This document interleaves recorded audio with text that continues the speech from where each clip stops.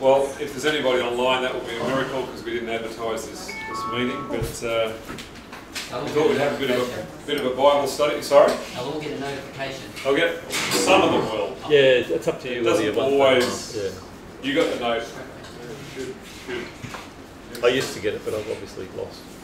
So I thought we'd do a little bit of stuff on end time events and Revelation and some things like that. I've got some thoughts that I want to lay out, and also I put out a newsletter a little while ago that really upset a lot of people, but I have a habit of doing that. So we might touch on some of those things as well. Not purposely. No, not purposely. I don't want to upset people. I want to give them comfort you, my people. That's the thing. So I'm going to kneel. If you can, good. If you can't, it's fine.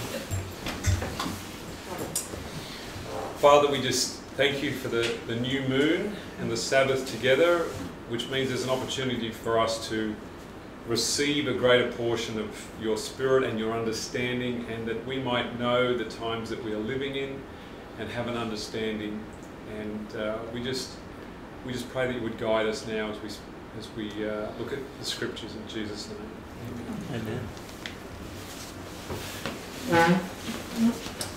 I think that there's certainly something to be said for the allurement of. Yeah, thank you. That would actually be good. One at the bottom. Yeah. Sorry, that's all right. Then you got it. The allurement of being able to tell other people the future. There's certainly allurement to do that and to speak with authority, to say what is going to come in the future. And there are many people that have opinions on the book of Revelation, Daniel and Revelation, and in the recent months we've had quite a flurry of activity in relation to events that took place in September of 2015. What happened in September of 2015? Pope's visit. The Pope visiting the Congress of the United States. On the Day of Atonement. On the Rabbinical. Rabbinical Day of Atonement. Thank you for that correction. Because I was in the United States when that was taking place, and I was looking, and people were talking about blood moons, and the blood moons lining up with Passover and with tabernacles, and then when I'm following the Karaite calendar, the blood moon just fell outside of tabernacles. It wasn't quite lining up. It was like, well, do I ignore the Karaite calendar, or I just go with? I mean, Hagee is into this. I mean, this big Pentecostal minister, he's into it. It must be right. So a lot of stuff's been said about blood moons. A lot of stuff's being said about the Pope's visit. Now, is it significant that the Pope has spoken to the Congress of the United States? Yes. Yeah. That's massive. That's really big, isn't it? To indicate where we are in terms of history. Now, some have made somehow the connection to Daniel chapter 11, and some taking the view, and we can look at Daniel chapter 11.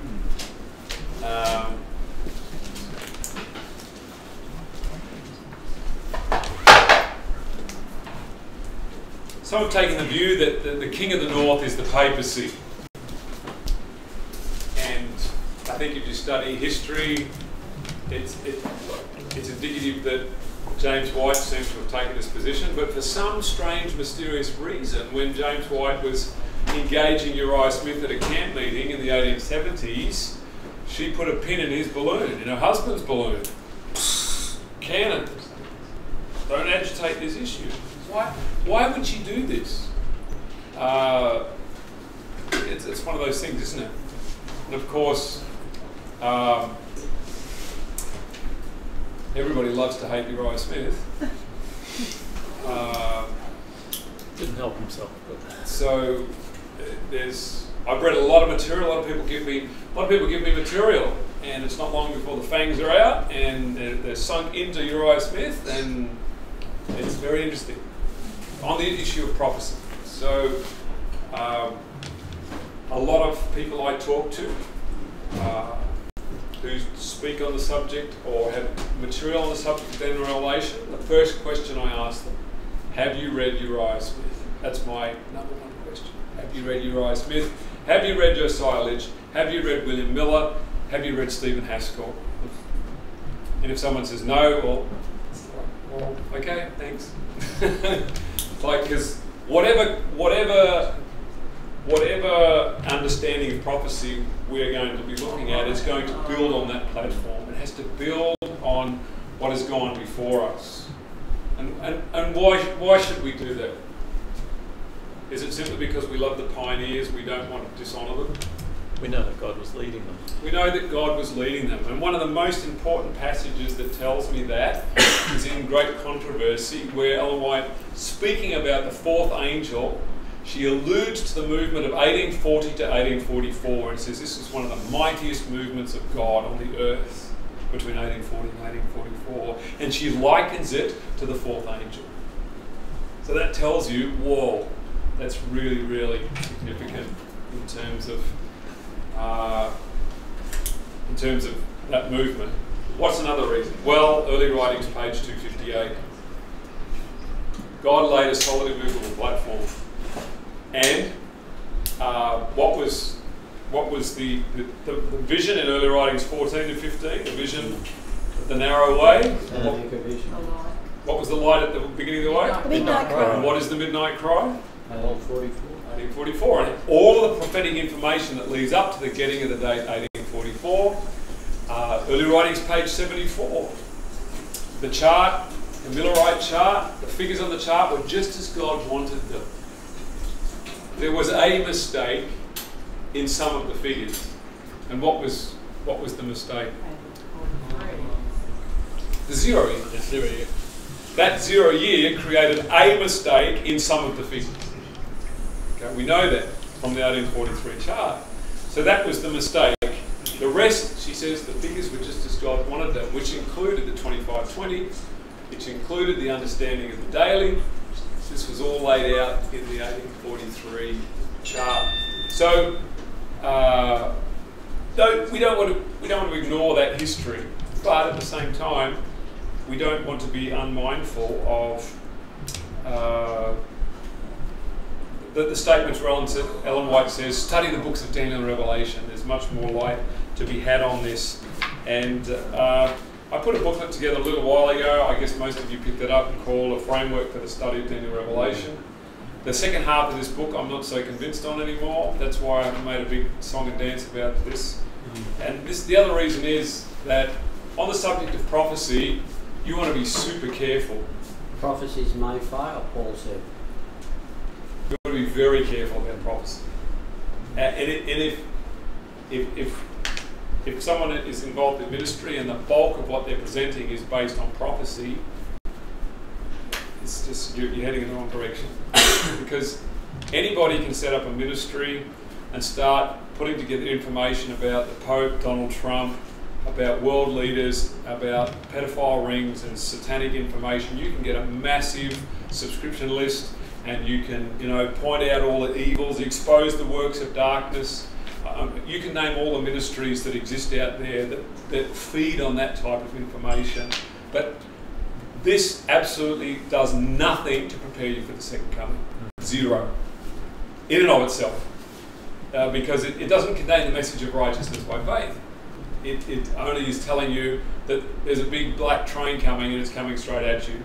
But it doesn't tell you how to get off, how to deal with it, how to get away. So, and I suppose when I look to fathers of the faith, I look to men like Robert Wieland, and I look at how he approached the subjects of prophecy, how he approached these particular subjects, and it was very, very different to how other men treated these subjects.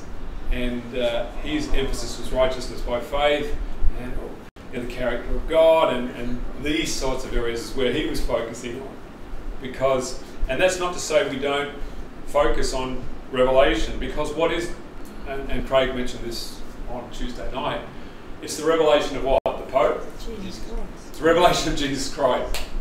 So, and obviously when Jesus Christ is revealed, everything else is revealed as well, isn't it? Mm. And this is the point that we've made a number of times, is that did Mary Magdalene set out to expose Judas? No.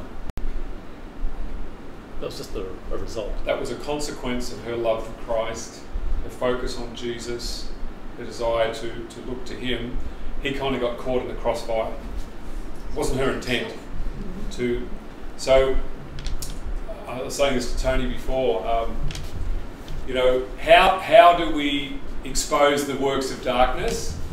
We let them snort a little bit of alabaster. That's what exposed Judas. When he could smell that smell, it just caught him out totally. But she didn't judge Judas. Judas judged her. Mm. She wasn't even thinking about him. She was just thinking about, I'm forgiven of my sins, and she published it with alabaster, and suddenly everybody else in the room was righteous by works. It just became their Roman concepts of forgiveness and righteousness all just got exposed instantly. So, and for want of a better word, you know, when we come to these types of subjects, Mary essentially being considered a dumb blonde was way ahead of the rest of them. That is always a lesson, isn't it? Like, she was the dumb blonde in the room, and she got it. She got righteousness by faith. She understood that she had salvation. She may not have understood all the other stuff, but she got the most important thing. And it says, and that which she has chosen shall not be taken away from her. So they're the things that that really stick in my mind. So I'm very interested in the subject of Daniel Revelation. I've studied it. I've done Revelation seminars in the churches we've worked in. I was working with a good friend of mine, my best man at my wedding, David. Produced a whole Revelation seminar, 40 lessons, going right in depth. So done all of the charts. I mean, you've seen the chart folder. That's kind of the background where we've come from. But all of it is designed to focus on the revelation of Jesus Christ. And so when we think about the fact that some Adventists at the moment are imminently waiting for the close of probation this month, aren't they? Mm. I'm just letting you know, yes, this month. So we're expecting an imminent change in events. And as I said in my last presentation, there is some massive changes about to take place in Australia. The Catholic Church, as we know it, is about to be flushed down the toilet. There's mutiny afoot, and leading Catholic figures are saying, we're going to change. We're not going to do this anymore, with all of the same kind of fervour of the French Revolution. And so I think that we know what happened in the French Revolution. What was the process of the French Revolution? Well, the papacy got dunked. She received a deadly wound. But how long did it take for the papacy to get back on its horse? How did that come about? Do you remember the history? 1798, Yeah. Berthier takes the Pope captive. What year was it that the papacy was reinstated? 1801. Napoleon reinstated the papacy in 1801. Yes, you're right. General Perth. I don't know who it was, but they realised they had to have something for the people, and it was reinstated. And then, of course, over a period of time, up until 1929, it's built from 1801 to 1929 that the wound was healed. So that took a little bit of time, didn't it? But from where it was until 1929, until it was able to rebuild, we are seeing interesting events that take place at the moment that have put the papacy very much on the back foot. And in my mind, in any Western country, to have an idea in nations, and think about all nations that have voted through same-sex marriage. How many of those nations are going to vote through a Sunday law at the moment? It's not going to work. Now, I know how Obama did it in America. It wasn't through popular vote, was it? But I think that it's probably a Supreme Court decision. Yeah, Supreme Court decision in America. A referendum in Ireland. I don't know what they did in India. I think they've just put it through in India. What was ours called? Ours was a plebiscite. Plebiscite wasn't even a referendum. Wasn't a referendum. Postal vote. So the way things are at the moment, there's going to have to be a tremendous shift in human understanding. There's going to need to be a plague that goes through the world that will shift the people's focus to appeasement of a deity and the willingness to go into a Sunday law. And that's not going to happen. Adrian, as you say this morning, come to my mind, Ellen White said, at the end of time, that God was going to take the matters into his own hands. It would just surprise most of us. So sometimes we're trying to map out everything the way God thinks and does things, but he wants to surprise. Yeah. Yep. You know the statement, don't you? I do. Absolutely. And certainly God will take things into his own hands, but for things to change from the way they are now to go into that environment, even within the next 10 years, would be amazing. It would be utterly amazing for that to take. Well, the fact that Trump is going to North Korea and bridge building, this is a religious man opening up bridges. Well, that could be opening the doors to allow Christianity to a communist country. That could be a godsend as well. There could be a big positive there. Yeah. What type of a religious man? We won't get into politics. No, what I'm saying is allowing in a country that would kill you for communism, now allow Christianity of some degree to come in. And while they go in, everyone else goes in. Everyone else goes in. When are we going to China? Absolutely. We've got to prepare the publications. That's for sure. So I want to read you a quote because there is... and I've laid it out in this particular booklet here, and I don't really understand why so many people focus on the reapplication of the 1260, 1290, 1335 when Adventist history and Spirit prophecy are very clear that the time period is not repeat. Like, it's point blank. I don't even know if I need to look at that, but there are some statements that are very clear, and this is one of them that I do think we need to look at. This is in 13 Manuscript Release, page 379. Bear this in mind, history is being repeated. The perils that God's people encountered in past ages, they will encounter again intensified. And that really gets my attention. So what Colin shared with us this morning in regard to the seals is a sequence of events outlining the history of what's happened to God's people over the last 2,000 years. And she's saying at this particular time, which I think was in the late 1890s, things that have happened to God's people in the past will be repeated, intensified. So when you see something, you see a sequence of events, and then you see a repeated sequence of events but magnified. I'm seeing a divine pattern. There's a divine pattern there. So the source, channel, it's in the same way that we look at human history from the beginning of time, the 4,000 year period of history, and then we see the time of Christianity is 2,000 years. The New Testament, the Old Testament, we're seeing one is a copy of the other, but it's being repeated and magnified or intensified in a shorter period of time. These are some of the things that interested me. So, on this basis, I remember back in 2012, this is 7 years ago, I wrote an article called Adventism and the Seven Churches. Some of you may remember that. And I printed out a few copies. So if is that the one where you line it up with Peter's ladder? 7 steps? Not. That's a different one. Okay.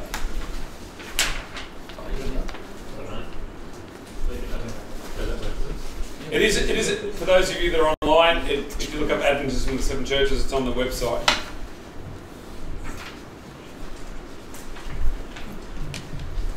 So,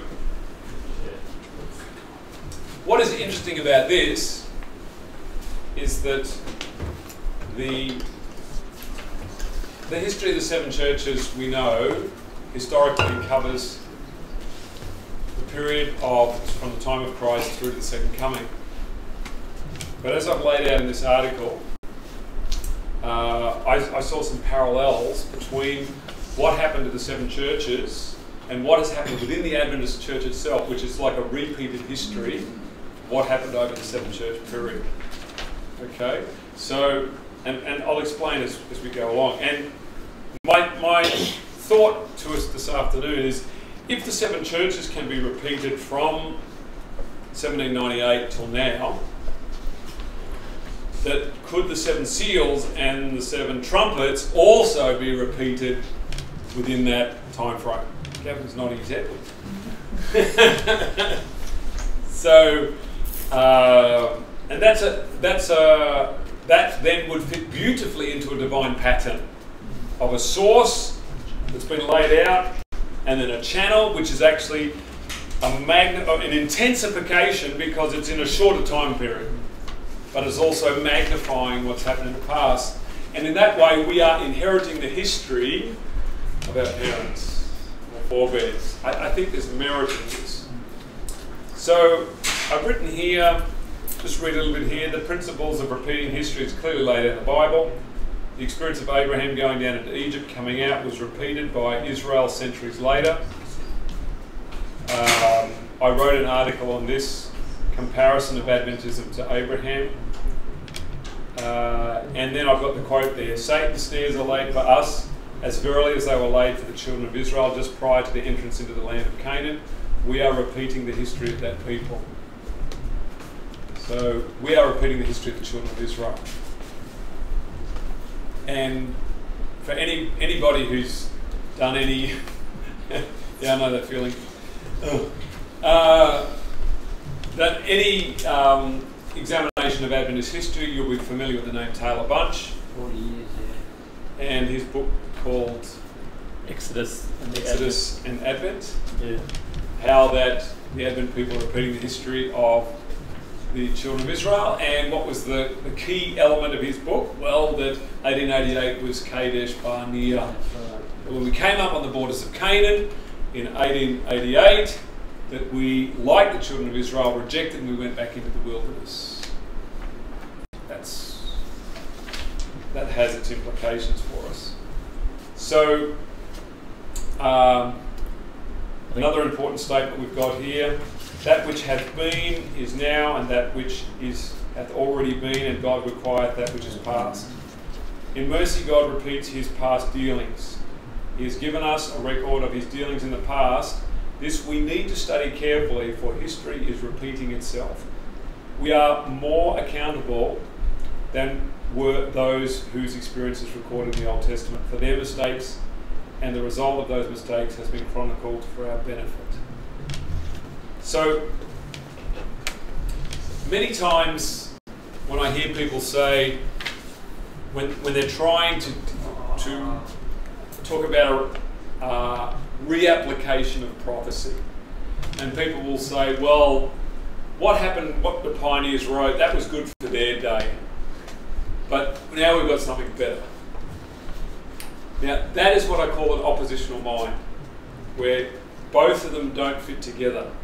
There's an oppositional mind, and if you worship an oppositional God, then that mind is going to make sense to you. Well, that was, yeah, I'm not opposing, I don't oppose the traditional view, I'm not opposed to it, but what they present has nothing to do with what was presented by the pioneers.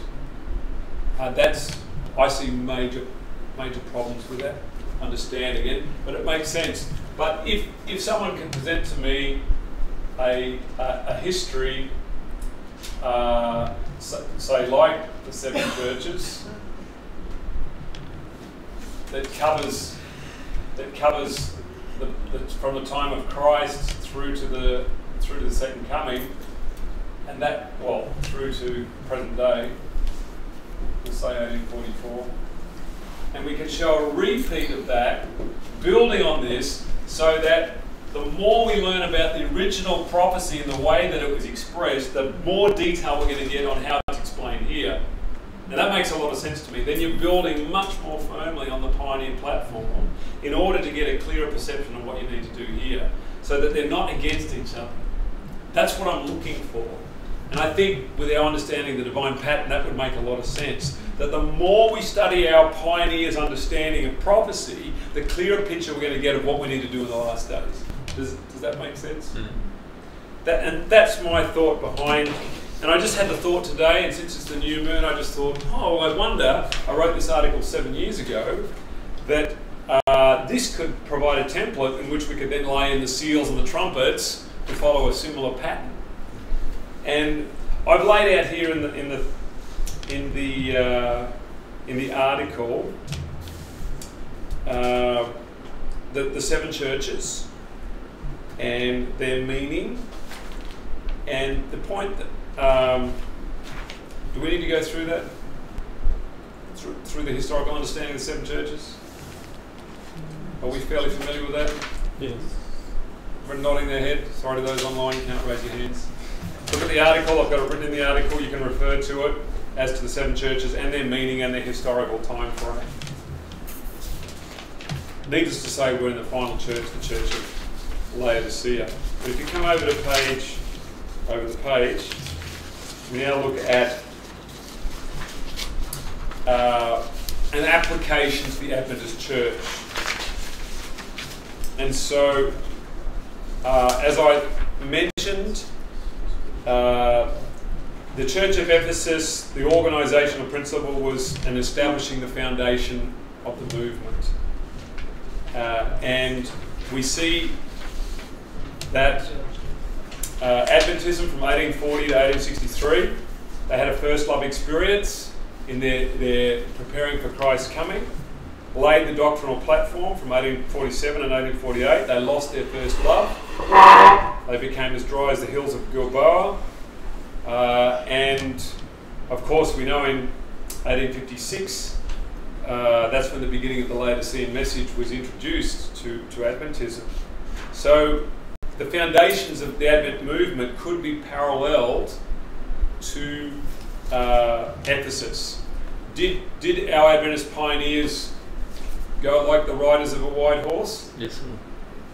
In the Millerite movement? They went to every mission station, they went everywhere, and they preached this message of the soon coming of Christ, like a white horse. So you could put the first seal in there as well, couldn't you?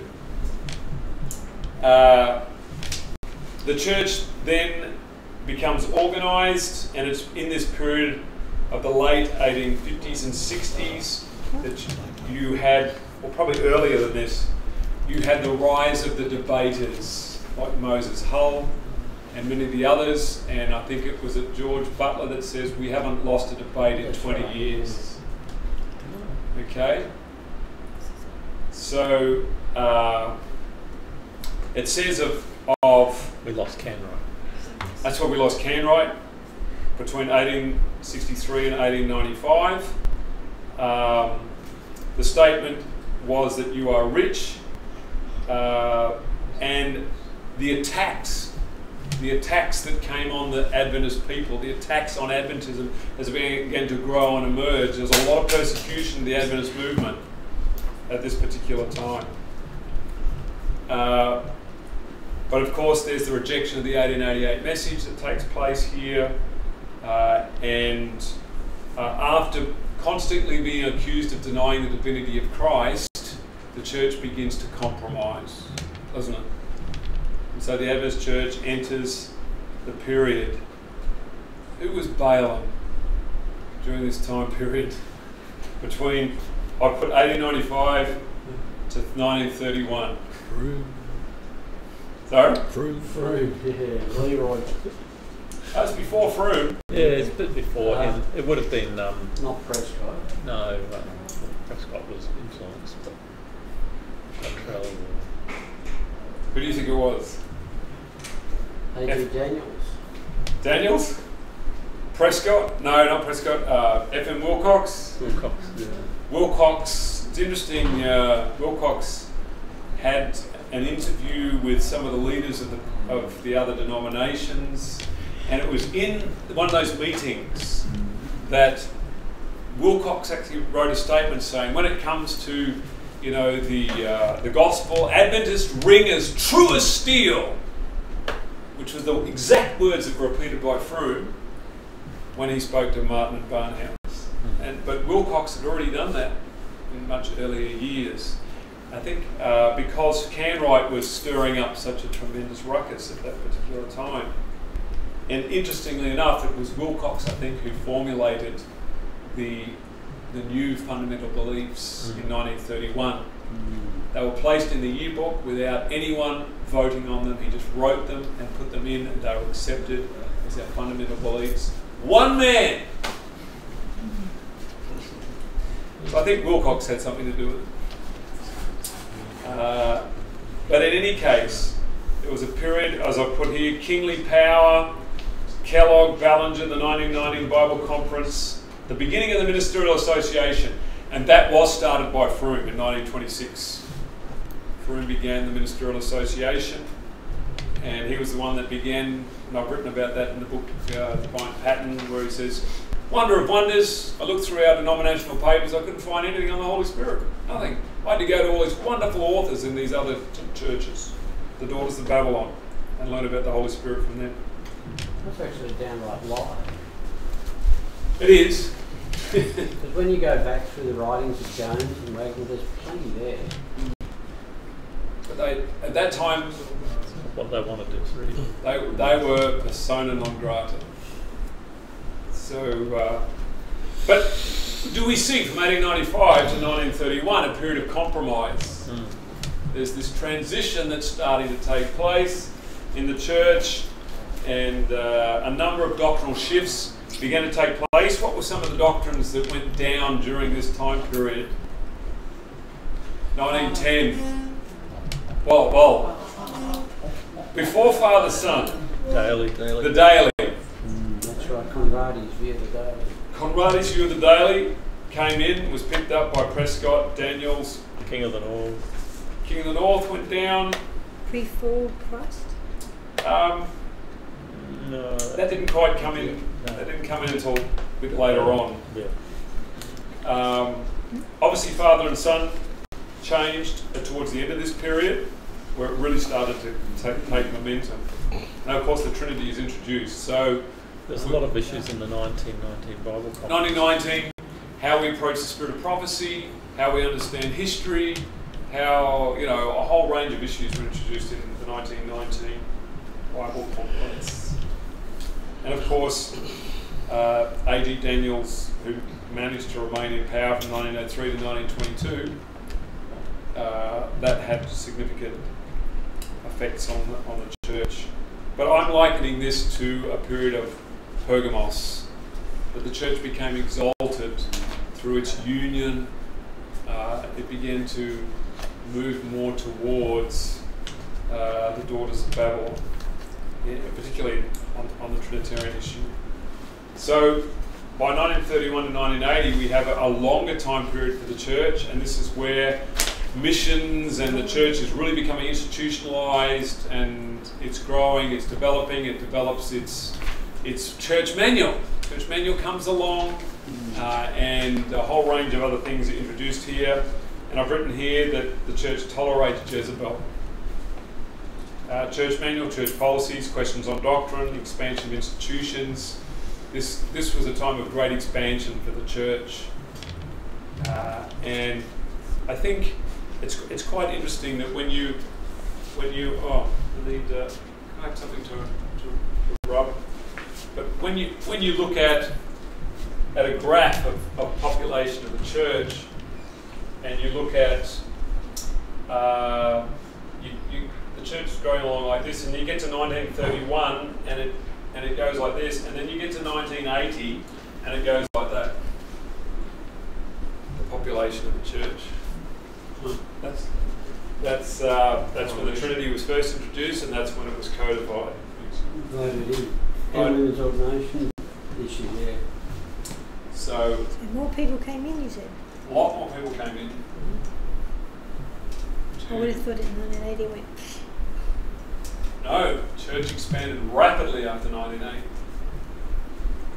With Ford and everything. They went into the churches, did a great work. They went into the cities.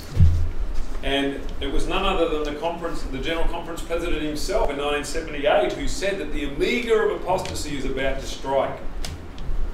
Robert Pearson, Elder Pearson. in the Autumn Council, he said the Omega is about to strike our church.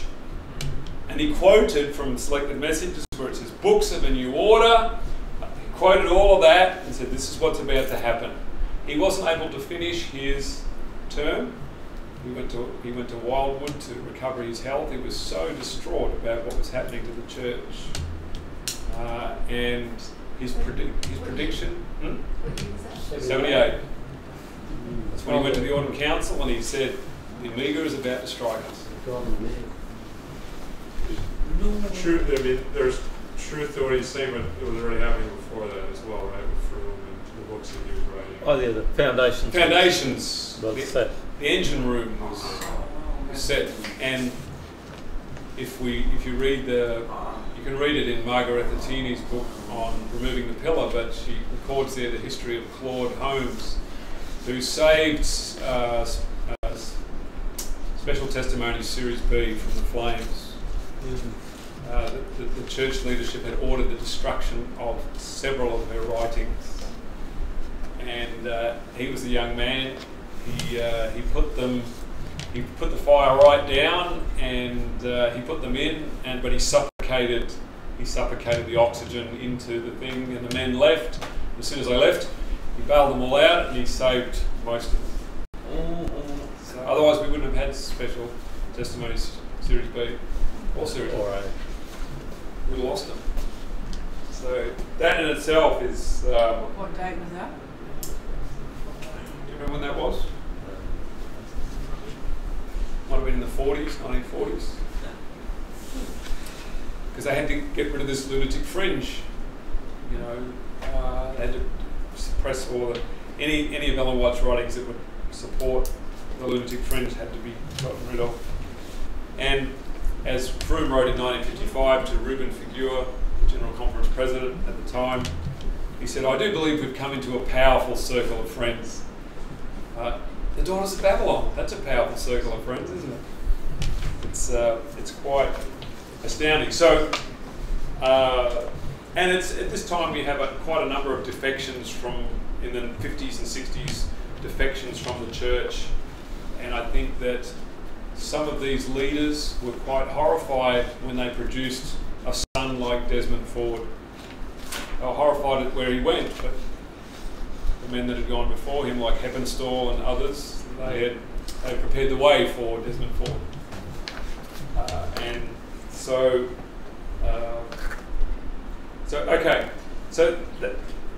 I'm seeing up until 1980, but it's after 1980, it's 1981, when we have a massive protest movement within the Seventh-day Adventist Church. One over Desmond Ford, second over the Spirit of Prophecy, third over the Davenport crisis and the tax issues and where all that money went. And we had the Lindsay Chamberlain issue. Fred Allerback. Sorry? Fred Allerback. Yeah. Raising the paper on the father-son message. Was that in 1980? I'm pretty sure. No, sorry, he picked up on that in 1990. That was 1995. Yeah. I'm going, oh, you know, something. I hadn't heard that. So 1980, there was all the independent movements rose up. And this is, in my mind, likened to the Protestant Reformation. There was a resistance against the new order within Adventism, bringing in a completely different gospel. Nature of Christ. Nature of Christ. That led us to the churches. Andreasen was the first voice to sort of, hey, there's questions on doctrine, we're being sold down the river here. But it really didn't take off until the Standish brothers came in. And I still remember, that was probably a bit later with John Osborne. Ralph Larson. Ralph Larson. Yeah.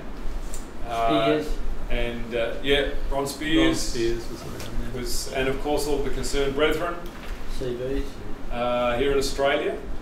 George with Burnside. George Burnside, Austin Cook, Austin, yeah, Tom Turner. Tom Turner. So there was a massive protest movement and a resistance, and the fragmentation of Adventism really began to take place from 1980 onwards, where it started to break down. And I would liken that to the period of Sardis. That Sardis period from 1981. And as I wrote that in 2012 to the present, What's RBF? righteousness by faith.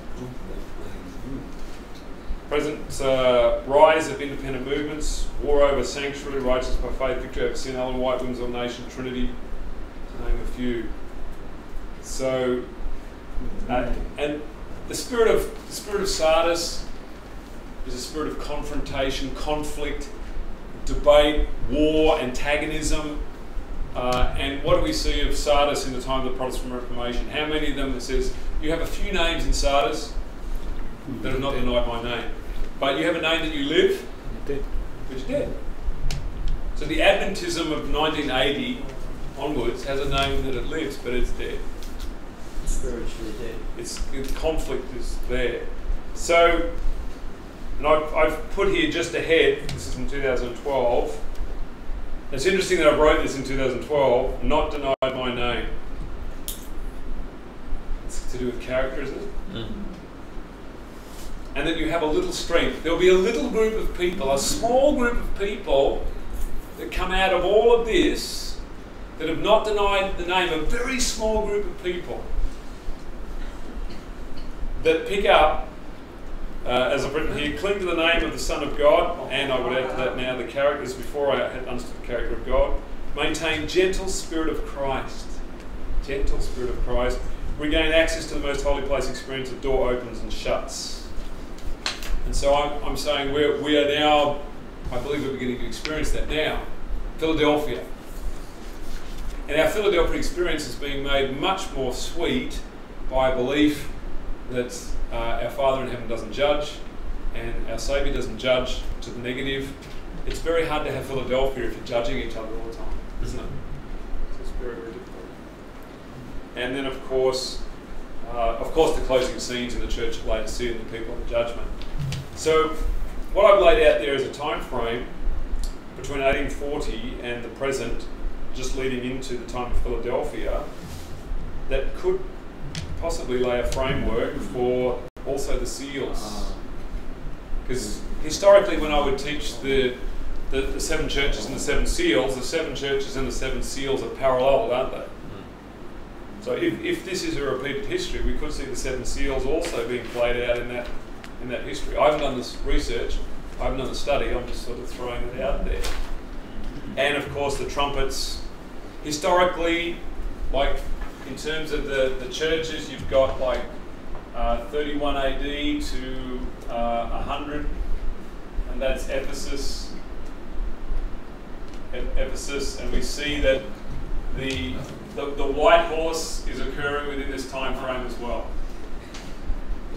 Okay, and from 100 until the persecution period went up to, and Colin mentioned it, up till 313, and that's Smyrna, and we can say red horse, and then 313 to 538 is Pergamos, and that's black horse. This is the way that we've understood it, and 538 to what approximately? Some say 1798, I'd say 1519, Protestant Reformation, Thyatira. Yeah. And then 1519, really is when the Protestant, well, you could say a bit later than that, but that's spiritually when it occurs till 1798 is Sardis. And 1798 to 1844, we've got Philadelphia.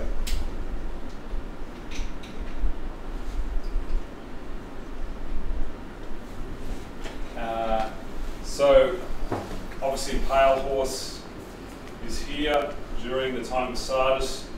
Persecutions that are occurring, the soul saying, how long is this going to go on? Souls under the altar.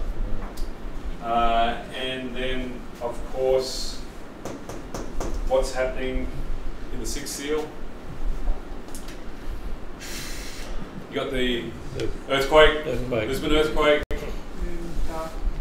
dark day, moon turned to blood, stars falling from heaven. All that's occurring in that period. in this period of Philadelphia. So we're seeing a parallel. So I'm interested to do a bit of research as to how this can be played out if we see truth in this development here, this repeated history for Adventists from 1840 to the present. Could we see an application of the seals being reapplied over the same time period? If we've done it historically as a source, this is like a source, that we could see this played out, repeated over the last, since 1844, or 1840. That's what I'm suggesting to you at 4 o'clock on Sabbath afternoon after you've had a big lunch. Could you also take this down to another level, that this could be applied to the person in his own experience? Absolutely. Going through all these phases. Absolutely. We don't have any love and we work our way as God reveals things, and then we become old covenant in our thinking, so militant. Yeah. And then we learn things. And we fall in love with Jesus, and then we become part of the cheese police, and get into veganism and stick the boot up everyone who drinks milk and all that kind of stuff. And that, of course, creates persecution because people blow back on you and don't like it, and they're sick of your lentil patties. So keep going. They won't eat. They won't eat them at Sabbath lunches. So there's a lot of persecution that comes as a result, and when people's Adventism falls apart and everything goes black, so people are, and then the ministration of death doesn't work, and then you're crying out saying, "Oh God, help me!" And then some come through into Philadelphia, but only a very small amount. So this happens in the personal experience. I can certainly see that. I certainly see that in my own experience. That's what I was saying. I found that Paul note was somewhere in 55 or 1955. 55, yeah. Okay. So Froome the Broom was trying to get rid of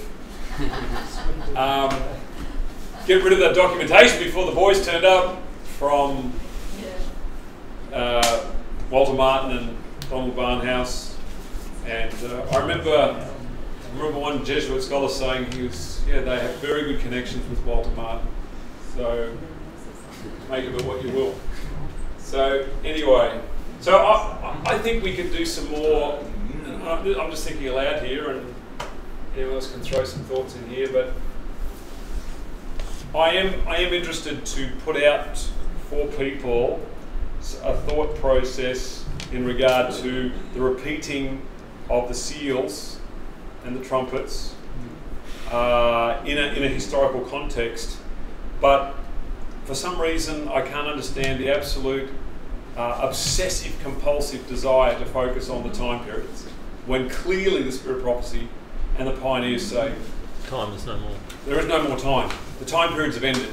This is the end of prophetic time. It's been said over and over and again. I'm like, I'm a little bit puzzled by that. Whether it's literal time or whatever it is. Whatever time it is, we're not basing it on time prophecy anymore. But we can see sequences of history. Basing it on sequence. Yeah, the sequence of history.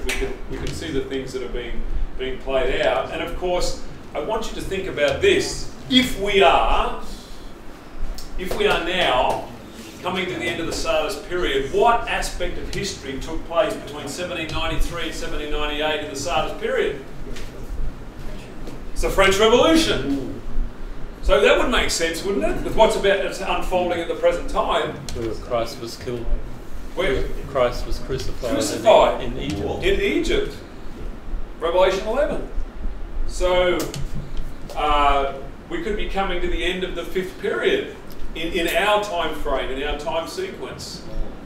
And, we're seeing, for those of us that are looking at the church, we're seeing the decimation that's going on within Adventism, and who's going to be left? Who's going to be able to stand? Coming into the character of God message and just the narrowing down, the narrowing down, the narrowing down and understanding. And we're, could we have a French Revolution moment paralleling the shift into the time period of Philadelphia? But these are just some thoughts that I'm having. So obviously, let me ask this question. When in this sequence do the trumpets begin? As the pioneers teach them. Who was the first trumpet? 4 o'clock in the afternoon, that's tough. Remember Alaric? It's around the 400s. So it's around about here that the trumpets start to kick in. Alaric, Genseric, Attila, the first 4. This is what this is what the pioneers have understood. And the first 4 trumpets involve the destruction of Western Rome and the last 3 of Eastern Rome. This is as the pioneers presented. So you've got the trumpet starting to occur from partway through the period of Pergamos, where judgments start falling. And you would have to say that it was a pretty horrific judgment that fell upon the church when the fact, like in Australia, the greatest court case in history has to do with the Seventh-day Adventist minister and his wife. That's a judgment. Not on them individually. It's the fact that it was allowed to happen. Well, why would God allow this to happen?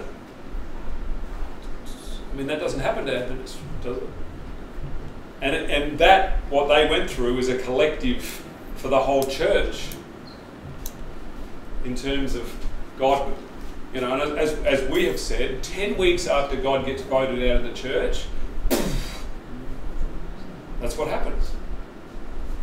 He was forced out, so Satan came in. So it's sad that it happened to them. It's terrible what happened. So our greatest fear is never to let God go.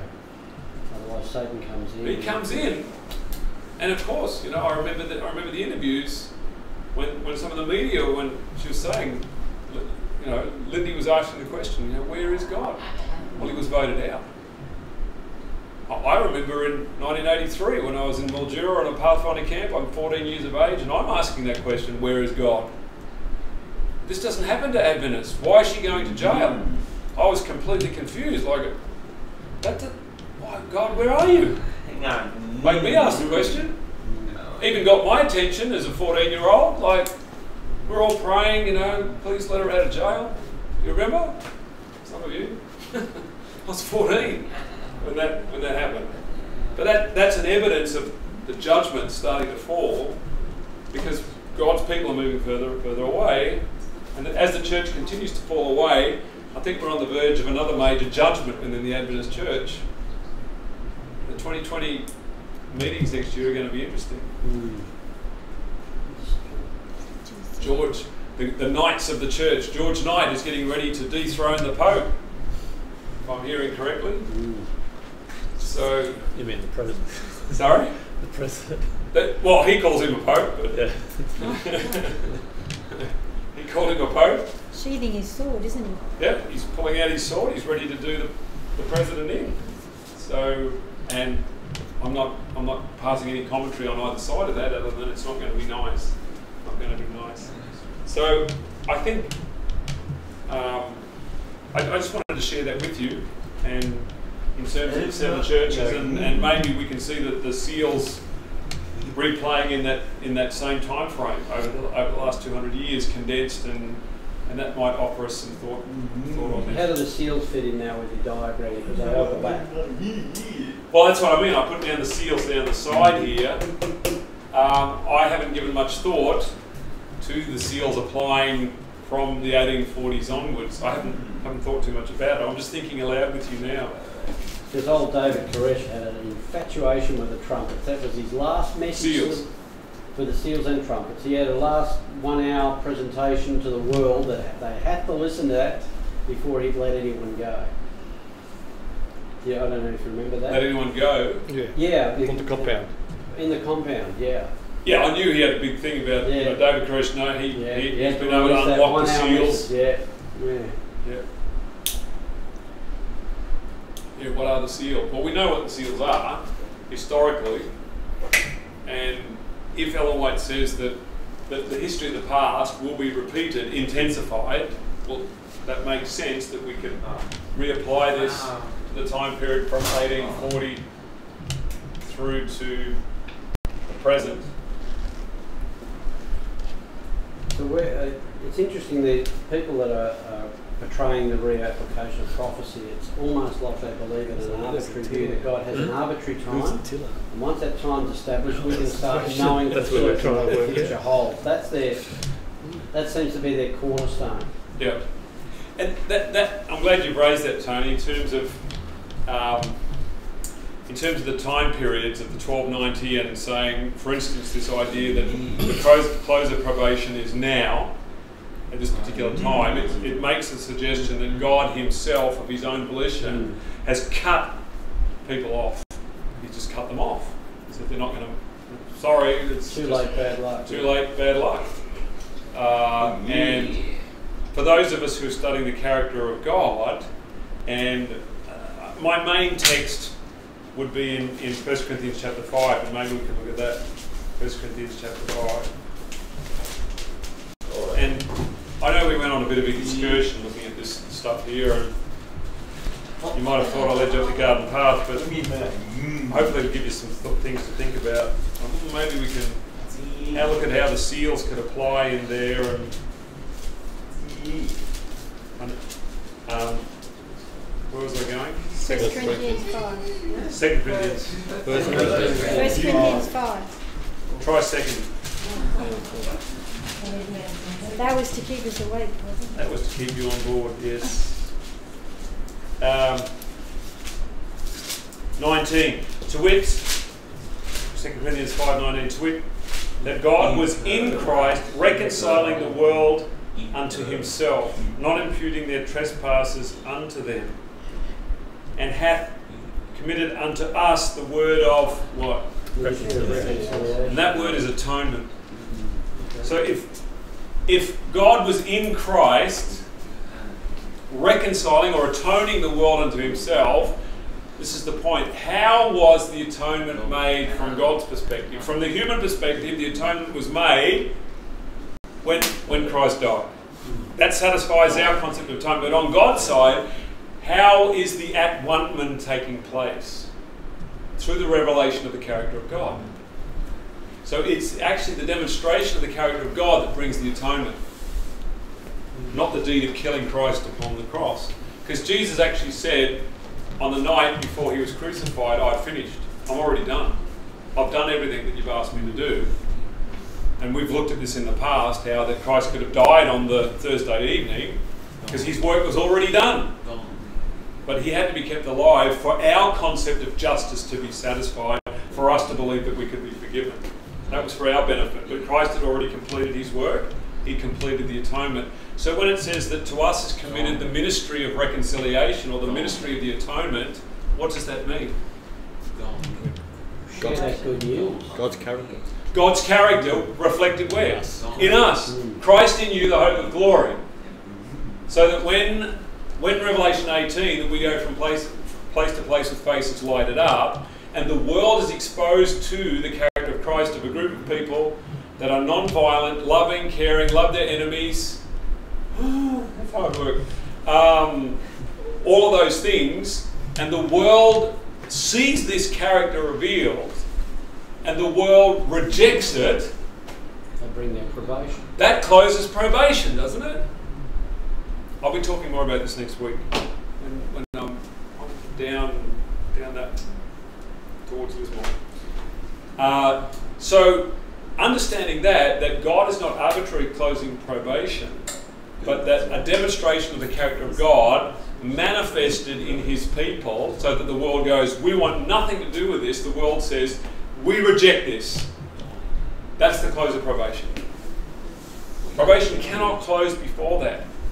And so, how can leaders within our denomination say that the church's probation is closed when most of the church don't even know the truth about the character of God. There's nothing fair about that. Nothing whatsoever. It's objectionable to my understanding of this. So to say that we're about to go into the close of probation of the Adventist Church, apart from the fact that that rips my heart apart, and all my friends and people just saying, well, they're just all cut off. No. I, in the words of David Asherick, I vigorously disagree. So it's actually very sad, because in them passing that judgment, they could very well be passing judgment on themselves, because they've taken on the character of God view that's incompatible with the other view. That's the danger. As you judge, you'll be judged. You'll be judged. And while people think that that fear is a great motive, I think in the character of God message, the fear of how we deal with truth and judgments sent our way, that's a fearful thing. How we respond, how we turn against someone, how we reject someone. You've got to be open, unless you crucify the wrong person. And I'm reminded of one of the most sermons that impressed me so deeply was a sermon by John Hammond on the life of Ahithophel. Ahithophel, the father of Bathsheba. He looked at David. David took his daughter. He defiled his daughter. And Ahithophel, a very intelligent man, determined to destroy David. You know the story. Oh, the one that cursed him when he was running away from his son. And they said, leave him alone. Yeah. Leave him. And who was the one that ended up hanging from the end of a rope? Ahithophel. And Absalom. Interesting. Hanging from a tree. Justice. Atonement. All those themes. But I thought of Ahithophel. And you look at the leadership of the Seventh-day Adventist Church, and you could say, there they are, they've taken the daughters of Babylon, and they've committed spiritual adultery, and they should be cut down. Just be steady. There's some Ahithophel thinking they're going to do the leadership of the church in, they're going to end up on the end of a rope, because as you judge, you're going to be judged. That's what I'm reading in Scripture. So that's why, and I'll take the opportunity to make the plug once again, I still believe the Seventh-day Adventist Church is God's church. Still believe it. That's where I'm standing. Because I'm not judging. It's not for me to judge the Seventh-day Adventist Church or its leadership. It's not my position. It's not my job. God will deal with those things. And in fact, the church itself will judge itself out of the remnant. They will go out and leave. It's interesting, the meaning for Laodicea, if you've got to people of the judgment. Judging the people. I mean, it's profound, isn't it? It is. To be in a time frame where we're judging the people and we're not judging people. That is profound, isn't it? But what do we see? I mean, in our society, in the society all around us, people are as mad as hell. And they're judging and damning everybody. We're in the time of the judgment. There's plenty of YouTube clips showing the anger of people out there, just highlighting people just giving it to the politicians, giving it to each other, giving it to their neighbours. It's quite sad, actually. It is. Just have to drive to see people rage. Yeah, road rage. All those things. So, I really believe that we still have a little bit of time. A little bit of time. And I know that for some people, particularly those that are getting on in years, it's not what we want to hear. But at the end of the day, if you go to your rest, it's like that. It's not. But we know we're in the closing scenes of Earth's history, and I think we have more work to do. And I think this is one area where we can do some more work on the repeating of history, not the reapplication, the repeating. Is this agitation on the 2520 part of this sort of thinking? Based on the 1843 charts of the 2520 and the 1335 days getting reapplied? That's the same thing, isn't it? I haven't seen the 2520 being reapplied anywhere. No. So what are they? Three and a half times. Sometimes a half. 460 days. Yes, the 1260 is Yeah. certainly being People reapplied. use ideas. Yeah, I followed some of that, but I couldn't. I couldn't follow it in the end. I couldn't get a consistent methodology Right. occurring in my Where can we get for ourselves an 1843 chart that we can hang up in the bathroom wall? We can just remind ourselves. I think you can get them online, can't you? I've been wanting one for some time. I have a high resolution image on my hard drive. No. And it prints really well.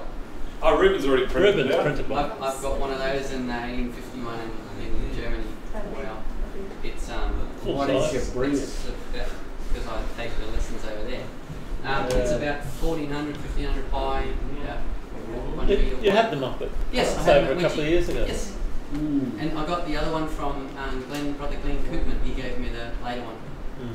Yeah, Glenn, if you're Yeah. watching, Glenn's watching? bring a Yes. couple over for Passover. Send them over, Glenn. So the 1850 chart, my friend Bill Cave in America, he has one of the original charts, 1850 charts. So, One question. Yeah. Just in regards to the prophetic line that you gave from 2 Corinthians 5:19 and the atonement, that Christ had completed all the work the night before, that he could have, but he waited, and he waited to reveal himself to mankind, to meet them where they were. We find a parallel in the story of Mary with that as well, because Christ waits after his resurrection for her, and then he says to her, "Detain me not."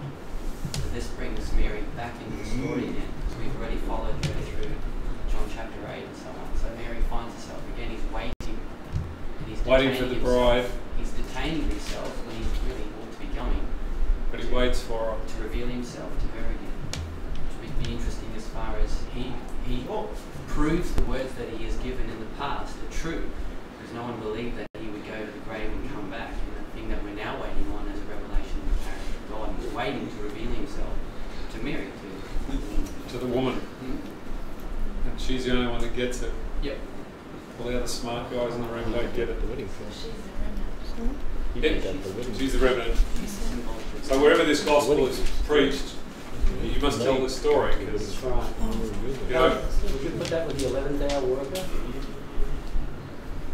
the- that gets it? I don't know. yeah, well, he certainly gets a good reward, doesn't he? Yeah, that's for sure. So we're going to see some interesting things unfold over the next few weeks. I mean, it sounds like a lot of Adventists are putting stock in what's happening over. Yeah. So we're going to see some interesting things take place. But from my observation, until the message of God's character is presented to the world, and it is fully comprehended and rejected, there can't be a close of probation. But this could Not to work. the This world. could work in our favour when they see God as not being arbitrary, because quote prophecies may fail. Yes. They're a bit more open to the fact that you've set up a parameter on God that He must work arbitrarily, Yeah. and God's just going to say, "I'm actually waiting on you. Yeah. You're waiting on Yeah. Him. He's waiting on Hasten the coming of Christ. you." Mm. Yeah. Well, that's a controversial thought. Yeah. Craig Jones just sent a message to say, if you just quickly look at 2 Corinthians chapter 5 verse 18, you will see a second witness to the source channel, Ecdia principle, where it says that Oh, that's right. all things are All of things God, are of God, who who hath hath reconciled us to Himself by By Jesus Christ. Of God. By Thank you, Craig. Thank you, Craig. And hath given to us the ministry of reconciliation. So it's put the divine pattern right in there. So I think that, and that was just again coming back to this thought that if we're seeing a repeat, that we are coming to the end of the Sardis period. It's the end of the Sardis period where we actually see the papacy is put on the back foot, and that's what I've seen this week. So right at the time when people are saying that the close of probation, the Sunday laws are about to come, at least in Australia, the papacy has taken a tremendous blow. I would say that in Australia, in the past weeks, the papacy has taken a mortal wound. with the head of its church being convicted of child sex offences, the church is mortified. It's reeling with such a blow that, you know. But he's denying it though, so judgment still hasn't been set on that, hasn't it? Yeah, but he's appealing it, and he's standing by his innocence. Of course he's standing by his innocence, but the fact is that how the community is responding to this, they're already going through the trauma. As you look at the Q&A session, they're already expressing we're in shock, we're in trauma, and what do we do now? And like that lady's statement, when she talks to, she's that woman minister, you mentioned her name, when she said if all the women in Catholicism were to pull out, the whole thing would just fall together. Christina Carnelli. Yeah. And in that Q&A session, that got mentioned twice by two different people. Yeah. That's a threat. That's a veiled threat. And they understood. Yes, they said we in Australia in the Catholic Church, we too could become Protestants. Like, they understood the implications of what they were saying. You know, like we're going to collapse this system. So guilty or not, society's already made yeah, decision. Society has already made its decision. Yeah. And whether Pell's guilty or not, that's the hanging up in order for justice to be served. That's the brass serpent. I mean, we've just had the Royal Commission and they're guilty. So he's just going to be the atonement for The what has atonement, happened. Yes. yeah. Because they've proven the guilt on several other people. Lots of them. And he's actually he's one of the ones that excused some of those. Yeah, and accompanied them to court and supported them. Going to white out the whole legal system too. And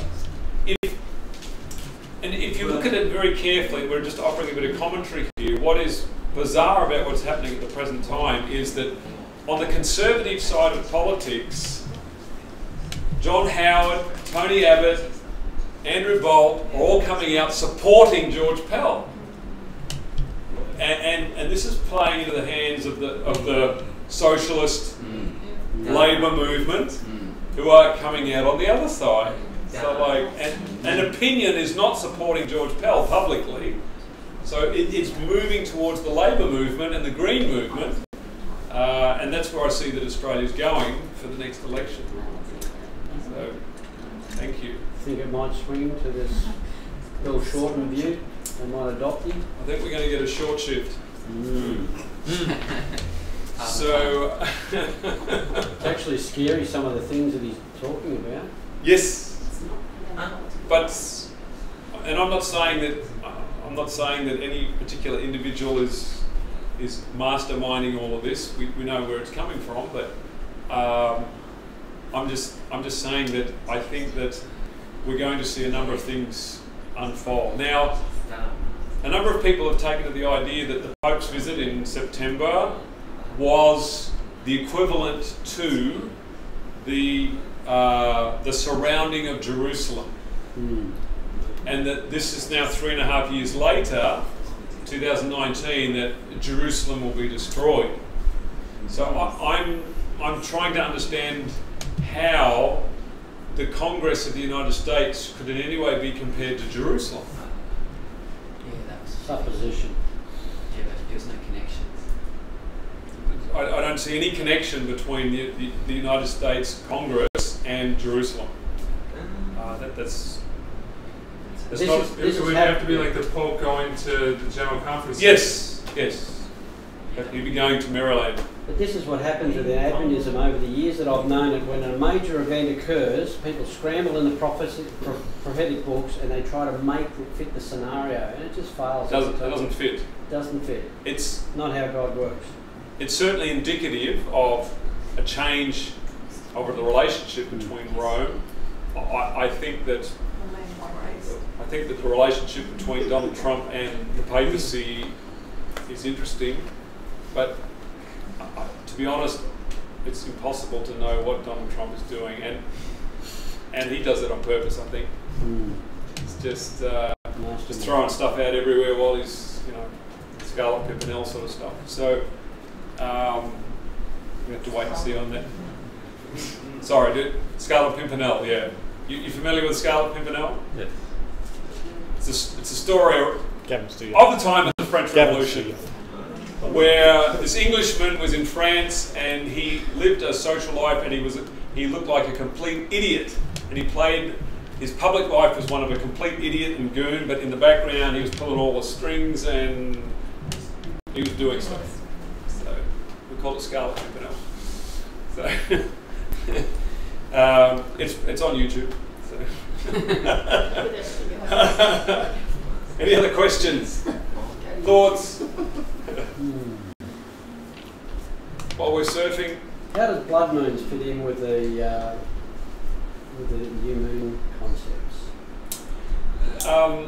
Yeah, the concept of blood moons is interesting. Obviously, within Adventist history, we have the moon turning to blood. There's a book by J.N. Loughborough called Last Day Tokens that talks about all kinds of signs within the heavens. At the present time, I don't quite know how to fit that into consistently, to fit it into a biblical understanding, other than it's interesting and it suggests to me that changes are certainly taking place. People have suggested all kinds of things, and we're actually getting some people that are becoming very good fortune tellers through the stars. They are offering called the Mazzaroth, the Gospel in the Stars, and by the movement of the stars and the everything like that, we're getting prophecy being told by the stars. But I can get that from the local psychics. I can get the same sort of stuff from them. The difficulty, and there may be some truth to some of these things, but I haven't been able to find a consistent methodology to understand, unless I see all of the constellations mentioned in the Bible with a biblical understanding of them. How can I prove whether it's true or not? I've got nothing really to grab hold of. It's interesting, and I'm not trying to shut it down. I can't harmonise it or ground it in truth, other than Orion and Pleiades and a few of the other constellations. There's not much else mentioned in the Bible about these things. So, but a new moon is not a blood moon. No, a new moon's not a blood moon. A blood moon's generally are full moons or near full moon. Yeah. We had one in January. So yeah, I understand that, but the concept of a moon being highlighted at that time, the blood moon, or the alignment of moons, and yeah, I don't have enough of a framework. And again, people are always willing to offer all kinds of ideas as to what that means, but I haven't found anything consistent that I would put out with any kind of confidence. I think it means that interesting things are happening. God does put his signs in the heavens, but you look at stuff by John Hagee, where the blood moon's in 1948 and connecting it to Israel and literal Israel. That they make of it a very interesting story about what's taking place. The fact that the blood moons fell outside of the Karaite understanding of tabernacles, because there was blood moons in 2014 and 15. There was in both years around the time of Passover and Tabernacles. But in 2015, I still remember I was in the airport in Houston. I was looking out. I was travelling to California. I could see the blood moon. I'm going, yeah, but that's just a few days off in terms of it's not actually inside the Karaite calendar understanding of the feasts. And I'm like, oh, what do I do with that now? You know what I mean? Because I was interested in it. I thought it was interesting. There could be something in this, and I'm always open to look at information, but I could never find anything that would sort of really lock it down without getting very speculative. So I've kind of left it alone. So, and we've mentioned this before, people with the 1290 and the 1335, there's that incredibly ambiguous statement by Ellen White about the 1335. Have you read it? Which can be read both ways. But we counselled him on his errors about the 1335, that the 1335 was ended. Now you can read that either way as to whether it was an error that he thought they were ended, or it was an error that he thought that they were being reapplied. It's one of those, like, oh, the English. read both ways. But I think the 1843 chart and the figures were just as God wanted them, and when you understand the dailies, the pioneers understood it, those time periods are finished. So I don't see, and look, to be honest, to be seriously honest, in terms of character development of an individual, to develop your character within a 1260-day period, well, I suppose, but you know, I mean, for what purpose of such a literal period of time? How does that, you know, how does that change things? And if we extend it, then it actually shows that we take the pressure off the time period. It actually reveals what we're really on this platform for. Like the 1844 disappointment, just weeded everyone out that was just there for the wrong reason. So I often think to myself, you know, if God came 100 years from now, would it change the way I think, behave and act today? And if it does, there's something wrong there.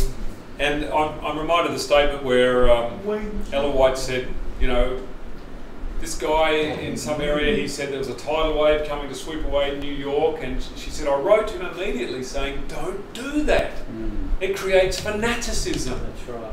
And it would be rife at the end of time, she said, fanaticism. Yeah, fanaticism, because the only way that some people can actually muster a religious feeling is through the fear of death. But Ellen White says Jesus is attractive. And have you got the quote, Ben? Yeah. It's in Life Okay, here it Sketches. is. Review. Well, I think I maybe have maybe it's the original source. Review Herald, August 2nd, 1881. It says the shortness of time is urged as an incentive for us to seek righteousness and to make Christ our friend. This is not the great motive. It savors of selfishness. Is it necessary that the terrors of the day of God be held before us to compel us through fear to right action? This ought not to be. Jesus is attractive. He is full of love, mercy, and compassion. And that's why I haven't, for myself, I haven't majored on detailed prophecies of the future, because you know, if you put a time element on someone and they don't have a relationship with Jesus, you're actually pushing them further away from the truth and to the truth, because you're scaring them and they're not ready, they don't know how to deal with it. It's not helping. It doesn't help to know all these things. I've had, you know, in my early years, I've had plenty of nights freaking out about black helicopters, and you know, you can watch all the videos and, oh good, we're all going to go off to a concentration camp and half of us are going to be guillotined and have our heads cut off, and that's wonderful to think about. Wow. It's just like, that doesn't motivate me. It doesn't motivate me. Now, I'm not saying these things aren't going to take place, but just this is going to help me in my character development. You don't want to live in Greenbank then, because the army send over helicopters quite regular with no lights. Just doing their practicing. Just doing their practicing? Yeah. In Greenbank there, looking for the Jacobsons. No, they're looking for you. They just didn't.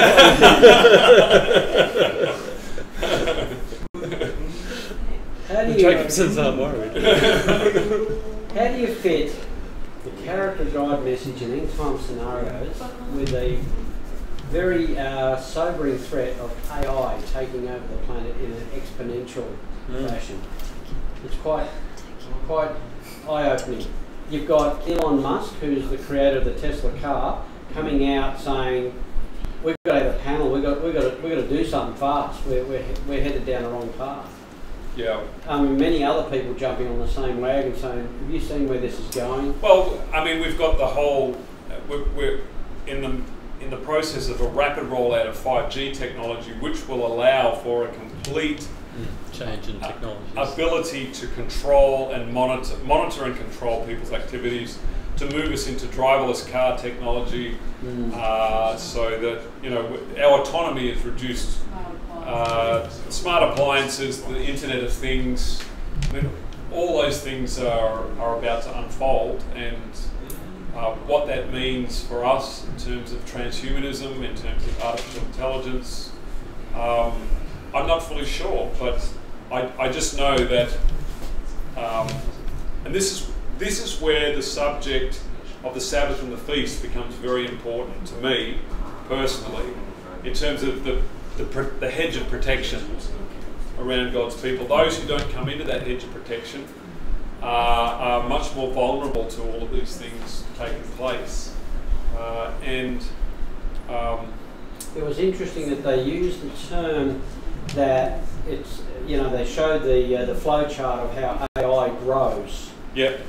And they said, we're just wondering what happens when we find out if it has the selfish gene, in inverted commas. Mm-hmm. Well, that's very interesting, because now it's learning emotions, it's learning responses. I think I read something, someone put something up on about a computer, AI and computer generation going bad, and the year that they came up with was 2043, which is interesting, to say the least. As to how accurate that is, relevant, but the technology's been around since the 40s. What technology? AI. Oh, yeah. You mean 1940s? Yes. Yes. So now we're just becoming aware of it, but that's yes. Our son is studying robotics and artificial intelligence. He's just been assigned to a project in his final year of university on drone technology and use of drones. So, yeah. That's, well, that might sober things up a bit. Oh, it's scary when you go down and see what they can do. They're like little palm insect drones. Yeah. And it's got facial recognition embedded in there with, say, Adrian Evans, and it'll put one live charge, they let it go, it'll fly around, found your face, and but my angel will just flick it off. That's right, you got it, Adrian. We're in the rock with 6 students. So, I've got a force field, I've got a shield around me. So, but if it's time to go, it's time. Great. I was just interested in that Ahithophel that you said. Ahithophel, yeah. Where did you find that it was Bathsheba's father? Oh, now you're going to... I'll have to dig that out. Okay. I haven't got that off the top of my head just now. Is that known what? Ahithophel as the father of Bathsheba, or grandfather. That's in the story of Absalom, I think that comes out. Okay, the story of Absalom. I was just reading and I couldn't really Was it father or grandfather? I thought it was father. Yeah. Because I thought it gives context to the reason why he's the counselor. Yes. Yeah, it's David's counsel that then goes to Absalom, but I couldn't see where it said. I haven't got that in the back of my head. Not that piece of information. And can I just ask, why don't the trumpets start at the same time as everything else? Because the trumpets represent judgment, and so as the church begins to fall away, the judgments follow. Right. So they're following after.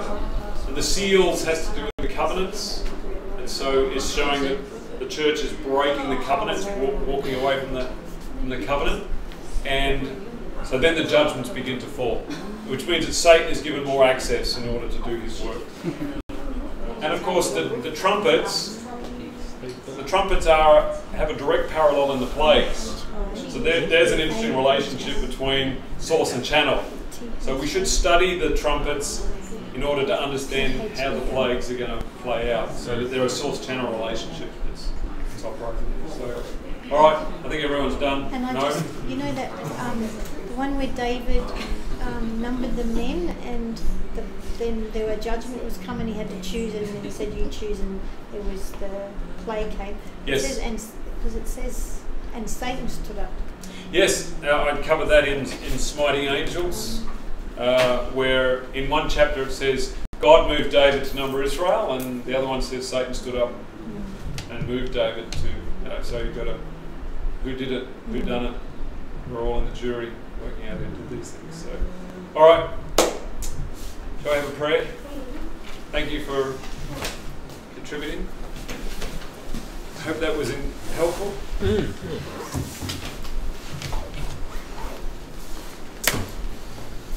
Father in heaven, we just thank you for the opportunity to think about these things. We know that whatever happens in the future, that we know who holds tomorrow. We know who holds our hand. And we pray, Father, for the revelation of Jesus Christ in our lives, that will give every man an opportunity to choose life, and that all of our family and friends would be amongst those, so that they do not reject this most beautiful, beautiful message, and then probation will close. We do once again pray for the leaders of our nation, and we pray for those in the Catholic Church, especially as they are pondering how they're going to respond to the current events, and that we might have opportunity to share with them the beautiful truths that we've found. We thank you in Jesus' name. Amen. Are you finishing the Flick that. I was just going to say,